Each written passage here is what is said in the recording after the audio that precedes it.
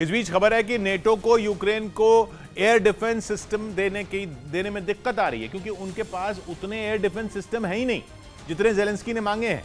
मतलब साफ है, नेटो ने वादा तो कर दिया, लेकिन उसे निभाना उसके लिए मुश्किल हो रहा है।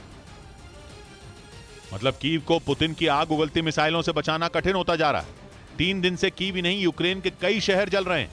पुतिन वहां जो चाहते हैं वो कर रहे हैं। उन्होंने जमीन और समंदर दोनों रास्तों से यूक्रेन के कई शहरों में बम बरसाए, वहां पावर प्लांट बर्बाद किए, गाड़ियों को जला डाला, ऊंची ऊंची इमारतों को खंडहर में बदल दिया। और यह सब तब हुआ जब ज़ेलेंस्की नेटो से हथियारों की भीख मांग रहे थे और कह रहे थे कि उन्हें ताकतवर एयर डिफेंस सिस्टम चाहिए, क्योंकि साफ साफ दिख रहा है कि यह जंग सर्दियों में भी चलती रहेगी, जिसमें रूस और ताकतवर हो जाएगा, क्योंकि यूक्रेन और उसके दोस्त सर्दियों के मौसम में कमजोर पड़ जाएंगे, क्योंकि पुतिन ने उन्हें गैस की सप्लाई देनी बंद कर दी है और यूक्रेन के कई पावर प्लांट उड़ा दिए हैं। यानी आने वाले कुछ महीने यूक्रेन पर भारी पड़ने वाले हैं, और अगर ऐसे में उसे हथियार नहीं मिले तो फिर तो मुश्किल डबल हो जाएगी। हालांकि नेटो ने उसे हथियार देने से मना नहीं किया, उल्टा वो उसे लगातार हथियार दे रहा है। लेकिन अगर उसके पास हथियार होंगे ही नहीं तो देगा कैसे? क्योंकि खबर है कि अमेरिका जैसे बड़े देशों में भी हथियारों का उत्पादन कम हुआ है और यूक्रेन में डिमांड बढ़ी है, क्योंकि पुतिन नहीं रुक रहे। वो मिसाइल हो या बम दागे जा रहे हैं और यूक्रेन नेटो से हथियार मिलने के इंतजार में है, क्योंकि उनके पास जो एयर डिफेंस सिस्टम है वो पुतिन की मिसाइलों को नहीं रोक पा रहे। खबर है कि ज़ेलेंस्की के वादे पर नेटो ने मदद के लिए हामी भी भर दी।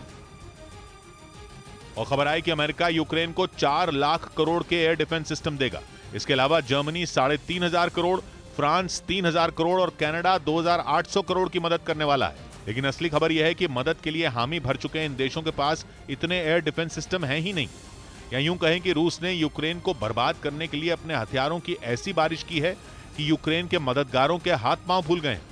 वो बड़े बड़े वादे तो कर रहे हैं, लेकिन उनमें उन्हें पूरा करने का दम नहीं दिख रहा, क्योंकि शायद ही किसी ने सोचा था कि यूक्रेन जंग 8 महीने तक चलती रहेगी और यूक्रेन को लगातार हथियारों की मदद करनी पड़ेगी। मतलब रूस के वार ने नेटो को बेबस कर दिया है। वो यूक्रेन की मदद करके भी फंसेगा और न करके भी, क्योंकि साफ साफ दिख रहा है कि यह जंग सर्दियों में भी चलती रहेगी, जिसमें रूस और ताकतवर हो जाएगा, क्योंकि यूक्रेन और उसके दोस्त सर्दियों के मौसम में कमजोर पड़ जाएंगे, क्योंकि पुतिन ने उन्हें गैस की सप्लाई देनी बंद कर दी है और यूक्रेन के कई पावर प्लांट उड़ा दिए हैं। यानी आने वाले कुछ महीने यूक्रेन पर भारी पड़ने वाले हैं, और अगर ऐसे में उसे हथियार नहीं मिले तो फिर तो मुश्किल डबल हो जाएगी। हालांकि नेटो ने उसे हथियार देने से मना नहीं किया, उल्टा वो उसे लगातार हथियार दे रहा है। लेकिन अगर उसके पास हथियार होंगे ही नहीं तो देगा कैसे? क्योंकि खबर है कि अमेरिका जैसे बड़े देशों में भी हथियारों का उत्पादन कम हुआ है और यूक्रेन में डिमांड बढ़ी है, क्योंकि पुतिन नहीं रुक रहे।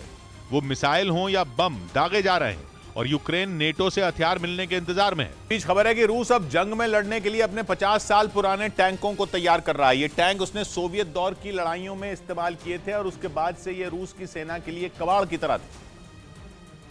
लेकिन यूक्रेन ने जब उसके आधुनिक T-90 और T-72 टैंकों को ध्वस्त करना शुरू किया तो रूस को अपने कदम पीछे खींचने पड़े, जिसके बाद वो अपनी सेना के डिपो में जंग खा रहे T-62 टैंकों की मरम्मत में जुट गया है। दावा है कि इन टैंकों को बड़े पैमाने पर आखिरी बार रूस ने शीत युद्ध के दौरान इस्तेमाल किया था, और अब वो ऐसे 800 T-62 टैंकों की मरम्मत करने में जुटा हुआ है, जिन्हें आने वाले 3 सालों में वो अत्याधुनिक टैंक के रूप में तब्दील करने की प्लानिंग कर रहा है। क्योंकि जंग में मौजूद रूस के ज्यादातर टैंकों को या तो पश्चिमी देशों की तरफ से मिले हथियारों ने तबाह कर दिया या फिर ज़ेलेंस्की की फौज ने उन पर कब्जा जमा लिया।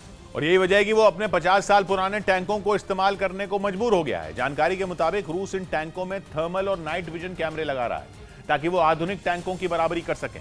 वहीं इनकी ऊपरी सतह को और ताकतवर बनाया जा रहा है, जिससे अमेरिका की जैवलिन मिसाइल इसका कुछ न बिगाड़ पाए।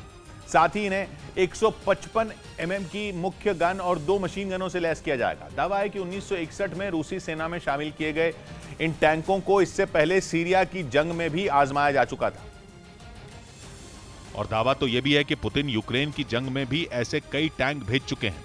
यानी वो टैंक जो चलने फिरने की हालत में थे, पुतिन उनका इस्तेमाल पहले ही कर चुके हैं, जिसके पीछे रूस की दलील यह है कि उसके पुराने टैंक ज्यादा तबाही मचाने की ताकत रखते हैं, इसलिए उसने उन टैंकों पर भरोसा जताया। वहीं दूसरी तरफ पश्चिमी मीडिया का दावा है कि प्रतिबंधों की वजह से रूस की कमर टूट चुकी है, जिसके बाद अब धीरे धीरे उसके पास हथियारों और टैंकों की कमी होने लगी है। इसलिए पुतिन को मजबूरी में अपने बर्बाद टैंकों और हथियारों को अपग्रेड कर इस्तेमाल करना पड़ रहा है।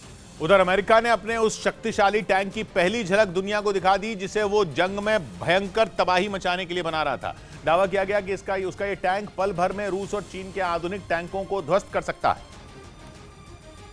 जिसका नाम है एब्रम्स एक्स जो 1980 से यूएस की सेना में शामिल M1 एब्रम्स टैंक का सबसे आधुनिक वर्जन है, जिसकी पहली झलक अमेरिका ने दुनिया को दिखा दी है। जानकारी के मुताबिक इस टैंक की खासियत इसमें लगी स्मूथ बोर गन है, जो तोप की तरह एक बार में धनाधन कई गोले दाग सकती है।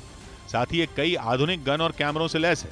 इसके बावजूद टैंक का वजन काफी कम है, जिसकी वजह यह है कि अमेरिका इसे एयरक्राफ्ट के जरिए सीधे जंग के मैदान में उतारने के लिए तैयार कर रहा है। इसलिए उसने इस टैंक की तुलना हर लिहाज से रूस के T-14 अरमाता टैंकों से की है, क्योंकि रूस ने अपने महाशक्तिशाली अरमाता टैंकों को जंग में उतार दिया है। हालांकि अमेरिका का दावा है कि उसका ये टैंक अरमाता से कई मायनों में मीलों आगे है, क्योंकि इसमें आधुनिक हथियारों के अलावा रिमोट वेपन सिस्टम का इस्तेमाल किया गया है, यानी बटन दबाते ही ये दुश्मन को ढेर कर सकता है। साथ ही इसकी स्मूथ बोर गन में ऑटो लोडर है, यानी उसमें गोले भरने के लिए अलग से एक सैनिक की जरूरत नहीं होगी। इसी वजह से बाकी टैंकों के मुकाबले इसमें 4 की जगह 3 सैनिक की पर्याप्त होंगे। वहीं ये वजन में काफी हल्का है, जिससे इसकी रफ्तार भी बाकी टैंकों की तुलना में ज्यादा होगी।